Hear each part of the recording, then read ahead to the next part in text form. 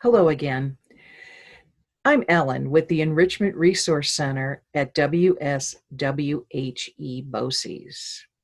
I'm here with the third in our series of enrichment activities for parents to do at home with their kids. Today's activity is clay animation. So let's continue with part 2 of stop motion animation. Claymation is a stop motion technique using clay characters. This video will review stop motion animation, give a very short history of clay animation, talk about creating clay characters, and then go through each step of the claymation process.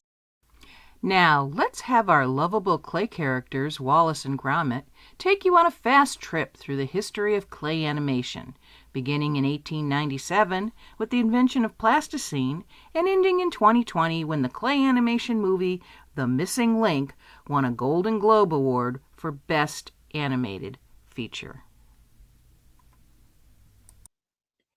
We start with an idea. You want to choose a topic or theme that you are interested in and create a character from your imagination. The storyboard maps out the movements of your character and will be your guide as you film.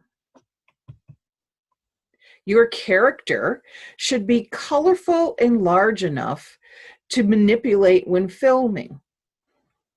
There are 3 simple rules when creating your clay character. Number 1, keep it simple. Number 2, keep the movements simple. And number 3, use replacement parts for arms and legs or the parts moving throughout the animation.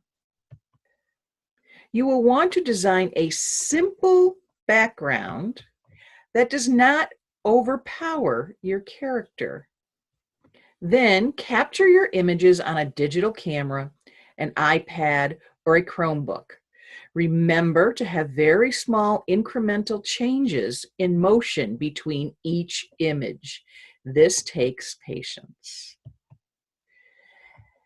All unnecessary frames and mistakes can be deleted in your animation software. You will then add title and credit frames, sound, and music. Let's head over to the capture station for a quick demonstration of the process of clay animation. Here I am over at the capture station, and I've got all of my materials ready to create my clay character. In this case, I'm going to be using modeling clay, which works great to build a clay character, but you can also use Sculpey clay, and there are specific clays out there made just for clay animation. And I'm going to basically start by creating the body first and then adding all of the parts to it, like the arms, the legs, the head, whatever. I also have a rolling pin, which works great if you need to flatten out a piece of clay. And in this case, what I did is I cut out the shoes for my clay character. My clay character is a little bit more elaborate because I want to use it over and over again. So I've created what's called an armature. The armature is the inside of my clay character here, and then I wrapped clay around it.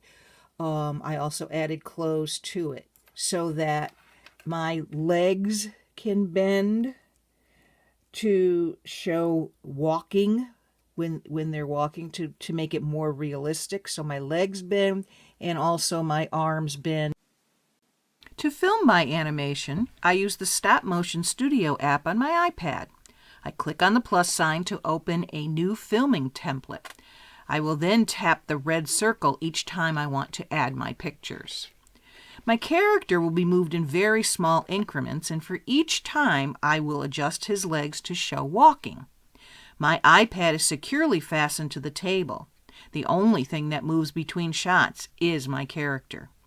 You will notice as I film, I check the previous images to make sure the movements appear fluid. I will adjust the speed of the movie, in this case to 8 frames per second, to make the character appear to really be walking across my living room set. I can then make minor adjustments, such as to delete any unnecessary frames, add title frames and credits. I can also add narration and music. I will then save my animation to use as a scene in my clay animation movie. Join us next time when I will be recreating one of the lessons from my Sky Flyers class. I think it's time to get those kids outdoors and do some kite flying. See you next time.